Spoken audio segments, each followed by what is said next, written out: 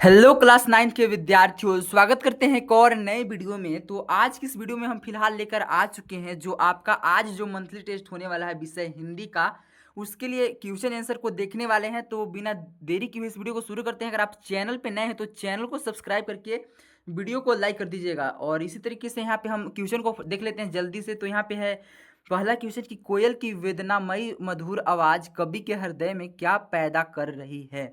तो पहला है यहाँ पे ऑप्शन उत्साह, दूसरा है निराशा, तीसरा है विद्रोह और डी है खुशी। तो कोयल की वेदनामयी मधुर आवाज जो है कवि के हृदय में विद्रोह पैदा कर रही है। ऑप्शन नंबर जो सी है इसका राइट आंसर हो जाएगा। इसी तरीके से यहाँ पे फटाक से देख लेते हैं। अगला क्वेश्चन है कि कैदी और कोकिला कविता के रचनाकार कौन है, यानी कि जो कैदी और कोकिला चैप्टर है उसके लेखक कौन है।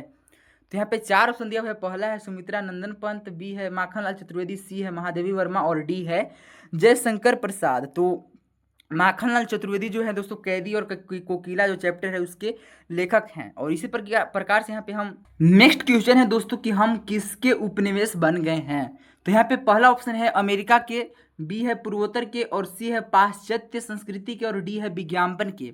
तो पाठ के अकॉर्डिंग यहाँ पे हो जाएगा ऑप्शन नंबर सी पाश्चात्य संस्कृति के। इसका मतलब हो जाएगा कि फॉरेनर कल्चर, यानी कि विदेशी संस्कृति के हम लोग उपनिवेश बन गए हैं। और इसी प्रकार से यहाँ पे अगला क्वेश्चन है कि D.H. लॉरेंस के अनुसार मानव को किस ओर लौटने की आवश्यकता है। तो ऑप्शन नंबर एक है परंपरा की ओर, दूसरा है पृथ्वी की ओर, सी है प्रकृति की ओर और डी है इनमें से कोई नहीं। तो D.H. लॉरेंस के अनुसार मानव को प्रकृति की ओर लौटने की आवश्यकता है। नेक्स्ट क्वेश्चन है दोस्तों कि अर्थ के आधार पर वाक्य के कितने भेद हैं।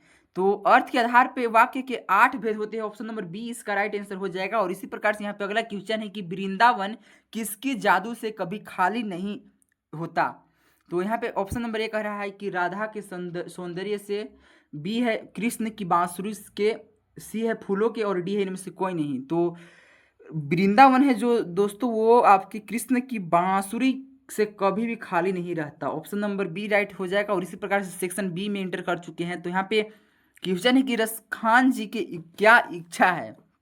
तो यहाँ पे रसखान जी की जो इच्छा है दोस्तों, ये रस खान जी की यह प्रबल इच्छा है कि अगले जन्म में उन्हें चाहे कोई भी रूप, कोई भी योनि मिले, कोई भी जीव जंतु मनुष्य किसी भी जीव में अगर जन्म लें तो उनका जन्म निवास हमेशा ब्रजभूमि गोकुल वृंदावन में ही हो, ताकि वे हर साल भगवान श्री कृष्ण के समीप रहकर, नजदीक रहकर रह सकें। और इसी प्रकार से यहाँ पे अगला यहाँ पे है कि इससे स्पष्ट करते हुए वे कहते हैं कि यदि वे मनुष्य बने तो गोकुल के यात्री बने, यदि वे पशु बने तो नंद बाबा की गायों के साथ चले, यदि वे पत्थर बने तो गोवर्धन पर्वत का मतलब पत्थर बने, और यदि वे पक्षी बने तो यमुना किनारे कदम के पेड़ पर बसेरा करे।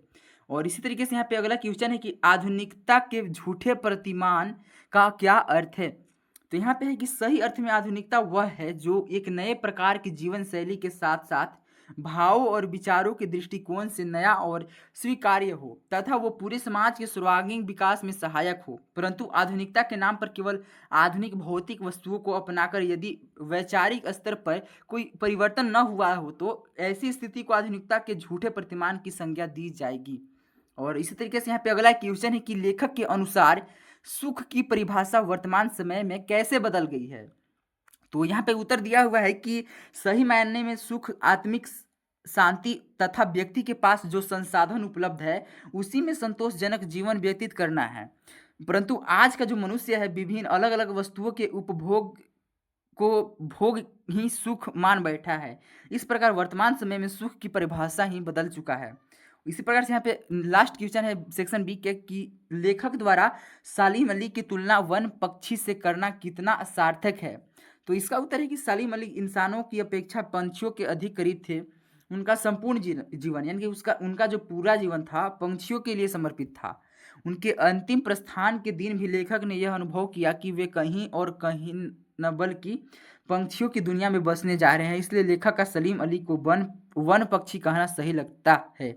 और अब हम यहाँ पे सेक्शन सी के क्वेश्चन को देखने वाले हैं। तो यहाँ पे क्वेश्चन है कि किस घटना ने सालिम अली के जीवन की दिशा को बदल दिया। तो यहाँ पे उत्तर लिखा हुआ है कि बचपन की एक छोटी सी घटना ने सालिम अली के जीवन की दिशा को पूरी तरह से बदल दिया और उन्हें एक साधारण बालक से दुनिया का महान पक्षी प्रेमी बना दिया। इस घटना का विवरण जो है इस प्रकार से है। पहला है कि एयरगन से खेलना। बचपन के दिनों में एक बार सलीम अली अपनी एयरगन यानी कि जो हवा वाली बंदूक होता है उससे खेल रहे थे। दूसरा है गौरैया का घायल होना। अचानक उनकी एयरगन से निकली गोली यानी कि जो छर्रा होता है एक नीले कंठ वाली गौरैया को लग गई और वह चिड़िया खून से लथपथ होकर जमीन पर तड़पने लगा। तीसरा है हृदय परिवर्तन और पश्चाताप। घायल और तड़पती हुई उस गौरैया को देखकर सलीम अली जी का बाल मन गहरे दुख से भर गया। उन्हें अपनी इस गलती का बहुत अफसोस हुआ और उनका हृदय पूरी तरह से बदल गया। और चौथा है जिज्ञासा का जन्म। उन्होंने उस घायल गौरैया के बहुत देखभाल की। उस घटना के बाद उनके मन में उस पक्षी के बारे में और अधिक जानने की गहराई जिज्ञासा पैदा हो गई। पांचवा है यहाँ पे पॉइंट कि जीवन का नया रास्ता। इस एक घटना का उन पर इतना गहरा प्रभाव असर पड़ा कि उन्होंने हमेशा के लिए एयरगन छोड़ दी और गले में दूरबीन लटका ली। वे जीवन और पक्षियों की खोज, उनके रहन सहन के अध्ययन और प्रकृति के रक्षण में समर्पित हो गए। और यहाँ पे लास्ट क्वेश्चन है कि कोकिल और कवि में क्या समानता है। तो इसका उत्तर है कि कवि माखनलाल चतुर्वेदी और कोयल की बाहरी स्थिति में भले ही अंतर हो, एक जेल में और दूसरी आजाद है, लेकिन उनके विचारों और मन की भावनाओं में निम्नलिखित 3 प्रमुख समानताएं हैं। पहला है देश प्रेम और स्वतंत्रता की चाह। कवि और कोकिल दोनों ही अपने मातृभूमि से सच्चा प्रेम करते हैं, अपने देश से सच्चा प्रेम करते हैं और वे दोनों ही भारत को अंग्रेजों की गुलामी से आज़ाद देखना चाहते हैं। दूसरा है अंग्रेजी शासन से पीड़ा और बेचैनी। दोनों ही ब्रिटिश शासन के अत्याचारों, अन्याय और काले कारनामों से गहरे दुखी और बेचैन थे। इसी पीड़ा के कारण कवि जेल में सो नहीं पा रहा और कोयल भी आधी रात को दर्द भरी आवाज में चीख रही है। और इसी तरीके से यहाँ पे तीसरा पॉइंट है कि क्रांति और जागरूकता का संदेश। दोनों ही अपने अपने तरीके से सोए हुए देशभक्ति को जगाने का प्रयास कर रहे हैं। कवि अपनी कविताओं के माध्यम से और कोयल अपनी कूह के जो आवाज़ होता है कूक करके उसके माध्यम से समाज में अंग्रेजी राज के खिलाफ क्रांति का बीज बो रही है, क्रांति लाने का प्रयास कर रही है। तो ये रहा वीडियो दोस्तों। अगर आप अभी तक चैनल को सब्सक्राइब नहीं किए हैं तो चैनल को सब्सक्राइब करके वीडियो को लाइक कर दीजिएगा और मिलते हैं एक और नए वीडियो में। तब तक के लिए बाय बाय।